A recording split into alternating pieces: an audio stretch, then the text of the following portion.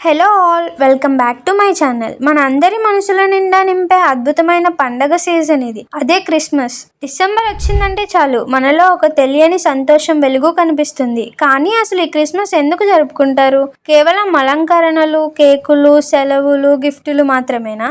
నిజంగా ఆ పొట్టి బొద్దు శాంటాక్లాస్ వచ్చి మనకు గిఫ్ట్లు ఇస్తాడా? ఈ రోజు మనం ఆ అద్భుత రహస్యాన్ని తెలుసుకుందాం. క్రిస్మస్ అసలైన సత్యం. క్రిస్మస్ అంటే కేవలం క్రైస్తవుల పండుగ మాత్రమే కాదు. ఇది సత్యానికి, ప్రేమకి, దయకి ప్రపంచమంతా జరుపుకునే వేడుక. ముఖ్యంగా లోకరక్షకుడైన యేసుక్రీస్తు జననాన్ని గుర్తు చేసుకుంటాం. ఆయన ప్రేమను, క్షమాపణను, నిస్వార్థ త్యాగాన్ని బోధించారు. క్రీస్తు అంటేనే వెలుగు, చీకటిని తొలగించే జ్ఞానపు వెలుగు. ఈ విషయాన్ని మనం హిందూ ధర్మం దృష్టిలో నుంచి చూస్తే ప్రతి అవతారం, పుట్టుక యొక్క ఉద్దేశం ఒకటే, అది ధర్మాన్ని స్థాపించడం. మనందరిలో ఉన్న దివ్య చైతన్యం మేల్కొనాలని క్రీస్తు జననం మనకు చెబుతుంది. మనలో ఉన్న బాలయేసు అంటే స్వచ్ఛమైన, నిష్కల్మషమైన ప్రేమని మనం ప్రపంచానికి పంచాలి. ఇస్లాంలో కూడా యేసుక్రీస్తును ఈసా అల్ మసీహ్ గా గౌరవించారు. ఆయన గొప్ప ప్రవక్తగా, దైవదూతగా భావిస్తారు.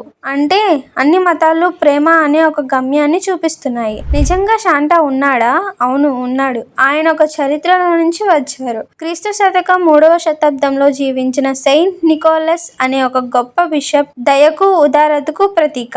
ఆయన ఎవరికీ తెలియకుండా పేదవారికి, పిల్లలకు గోప్యంగా సహాయం చేసేవారు. రహస్యం ఏమిటంటే శాంటా అనేవారు ఒక వ్యక్తి కాదు, అది ఒక భావన. నిస్వార్థంగా, ఎటువంటి ప్రతిఫలం ఆశించకుండా ఇతరులకు సహాయం చేయాలనే ప్రేరణే శాంటాక్లాస్ యొక్క శక్తి. ఈ తరంలో మనం కూడా ఈ శాంటా స్పిరిట్ ని చూపించాలి. సోషల్ మీడియాలో పోస్ట్ చేయకుండా అవసరంలో ఉన్న పక్క మనిషికి సహాయం చేయడమే నేటి నిజమైన గిఫ్ట్ ఇవ్వడం. క్రిస్మస్ అనేది కేవలం ఒక చారిత్రక తేదీ కాదు, ఇది మన హృదయాలను శుభ్రం చేసుకునే సమయం. మన చుట్టూ ఉన్న ప్రజల్లో ఉన్న దివ్యత్వాన్ని చూసే అద్భుతమైన అవకాశం. ఈ రోజుల్లో మనకు బాగా కావాల్సింది అంగీకారం, కరుణ మరియు నిస్వార్థమైన పంచుకునే గుణం. మరియు ఇక్కడే మీకోసం నా ప్రశ్న.